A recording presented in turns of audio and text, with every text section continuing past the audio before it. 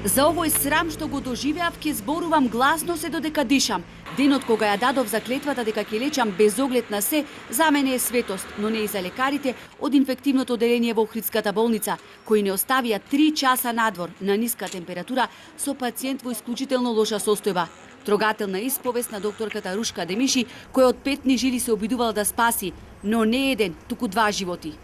27 март, ден како и секој, докторката Демиши, која работи во итната медицинска помош во Лабуништа, тргнала на работа да ја одработи ноќната смена. Кога добила повик од семејството на пациентка со веќе констатирана пневмонија, дека низината здравствена состојба се влошила. Веднаш, почитувајќи ги сите пропишани протоколи, се упатиле во општата болница во Струга, каде после преглед од страна интернист со упат во рака тргнале во Охрид со цел да ја примат на инфективното оделение.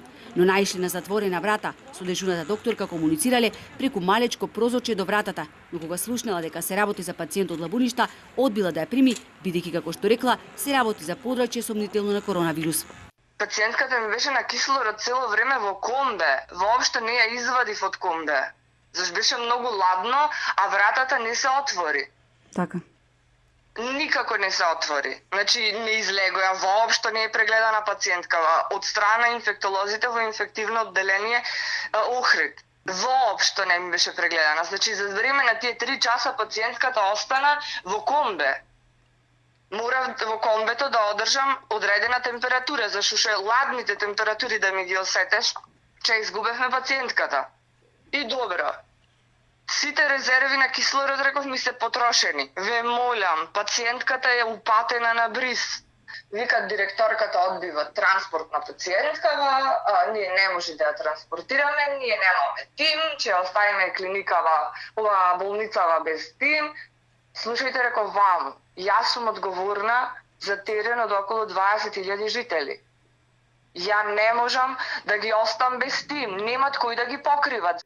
Не помогнале и очајните зборови на семејството да ја прима до изутрина, па потоа тие сами ќе однесат во Скопје, оти веќе почнал полициски час и не можеле ноктеа да ја носат. После 3 часа молење во безизлез, итната медицинска помош со пациентката се вратила во Вевчани, каде со дозвола на директорот на здравствениот дом Вевчани тргнали за Скопје. И тука не е крајот на голготата. Истата ноќ болницата од Охрид одбила да ја прими пациентката од село Татеши, која подоцна почина. Значи пациентки носиме од наши ветерени, 2 пациентки, со едно возило јас, едно возило Струшката болница, што неќеа да ги примат на инфективно, и пациентката во Татеши не доби ни можност да дојде до клиника, до болница за инфективни болести Охрид. Умре дома. И кажете ми сега, што заслужи таа жена во нејзиниот живот за да не добие никаков третман? Ако мојата пациентка беше прифатена од страна на инфектолозите, ја навреме че имав пратено комбе Вевчани на свој ризик че ја земеа таа од Татеши, че ја носеа сегде. Докај што че живееше до таму. Ако ја, тази дипломиран доктор, и направив на пациенткава комплетен преглед, па застрани се ти со искуство што стееш од другата страна на прозорот да заболиш.